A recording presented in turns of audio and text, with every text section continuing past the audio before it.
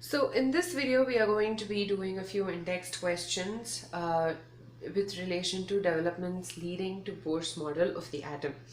So the Vivid Bharati, first one, the Vivid Bharati station of All India Radio, Delhi, broadcasts on a frequency of 1368 kilohertz. So KHZ is kilohertz. Calculate the wavelength of the electromagnetic radiation emitted by the transmitter. Which part of the electromagnetic spectrum does it belong to? So we have been given the value of mu, that is the frequency, and we need to calculate the value of lambda, that is the wavelength, and we also need to figure out which part of the electromagnetic spectrum it belongs to. So first of all, mu is given in kilohertz as 1368 kilohertz. Now 1 kilohertz equal to 1000 or 10 to the power 3 hertz. Also, so when we want to convert kilohertz to hertz, 1368 into 10 to the power 3 hertz.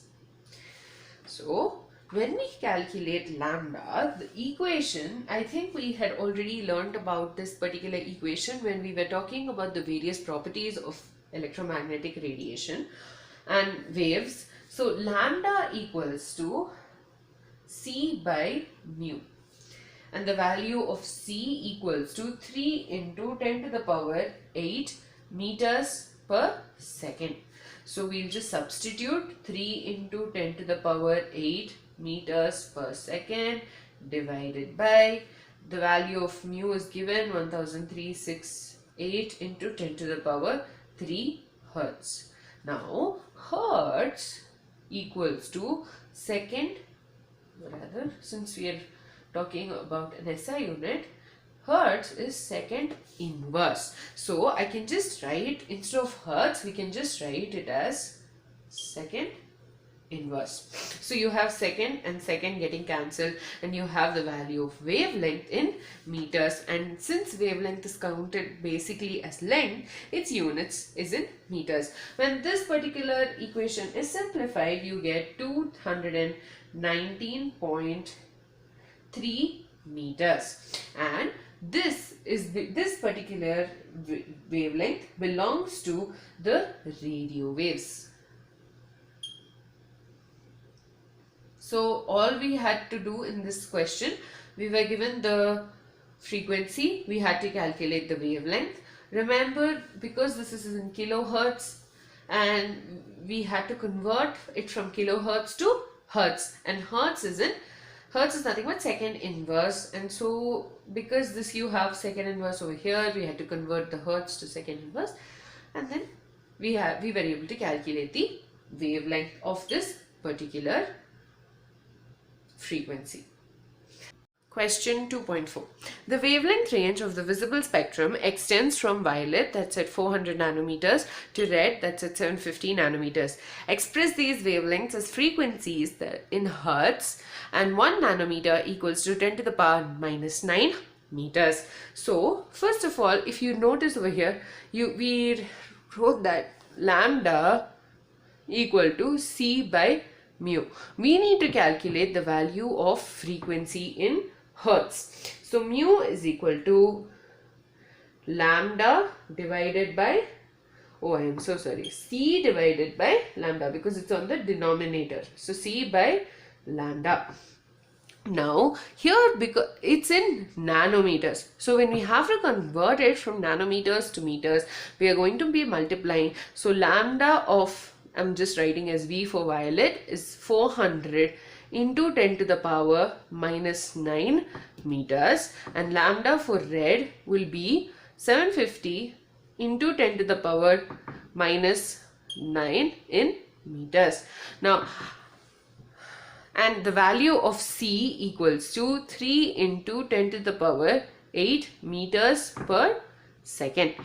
So we will be calculating, and the reason, okay, so the reason we had to convert nanometers to centimeters, sorry, nanometers to meters, is because we need to cancel the value of the unit meter, because your the velocity of light is in meters per second.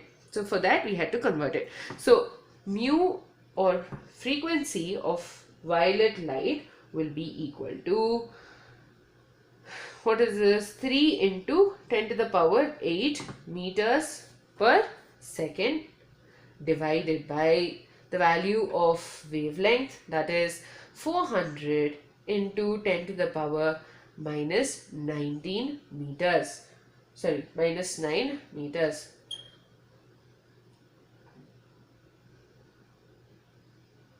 That's equal to, and when this is simplified, we will be cancelling meter and meter, leave us with second inverse, which is nothing but hertz, and that gives us 7.50 into 10 to the power 14 hertz. Mu value for R will be equal to 3 into 10 to the power 8 meters per second, divided by 750 into 10 to the power minus 9 meters. Now when this is simplified, we will get 4.00 into 10 to the power 14 hertz. So the visible range is from 4.00 into 10 to the power 14 to 7.5 into 10 to the power 14 hertz, and this is in terms of frequency. Now remember, red light has the longest wavelength, so it will have the least frequency, and violet has the shortest wavelength, so it will have the highest frequency. 2.5. Calculate the wave number and frequency of yellow radiation having wavelength 5800 angstroms. So we have been given that the wavelength is 5800 angstroms. So lambda equals to 5800 angstroms. So 1 angstrom equals to 10 to the power minus 8 centimeters, and this centimeter to meter conversion is 10 to the power minus 10 meters. So 1 angstrom is 10 to the power minus 10 meters. So we have to convert the value of wavelength from angstrom into meters. And so 5800 into 10 to the power minus 10 meters. First, we need to calculate the value of wave number. So that is mu bar. So mu bar equals to 1 by lambda. So that's 1 divided by 5800 into 10 to the power minus 10 meters, and that is equal to 1.724 into 10 to the power 6 meter inverse, or this can also be written as 1.724 into 10 to the power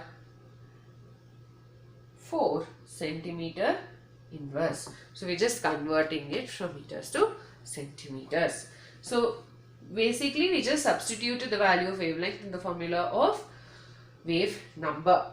The next one, we need to calculate the frequency, that is mu. From the previous questions, mu is equal to C divided by lambda. So the value of C is 3 into 10 to the power 8 meters per second, divided by 5800 into 10 to the power minus 10 meters. This is why we need to convert it from angstrom to meters, and this is equal to 5.172 into 10 to the power 14 meters per second inverse, because the value of frequency, meters getting cancelled. So we're just substituting them in the equation. So remember, so mu is equal to C by lambda, or lambda equals to C by mu. Mu bar equals to 1 by lambda, and the value of C is 3 into 10 to the power 8 meters per second. If you learn these formulae, you'll be able to solve the questions related to frequency, wave number and wavelength. And also one important thing, do check out, I think in the previous chapter we'd already learned about the conversions on prefixes. So if you go through that as well, it'll be easier for you to convert these various units. With that, we finish the first part of the Intext questions. The next video, we will be continuing the Intext questions for development leading to Bohr's model of the atom.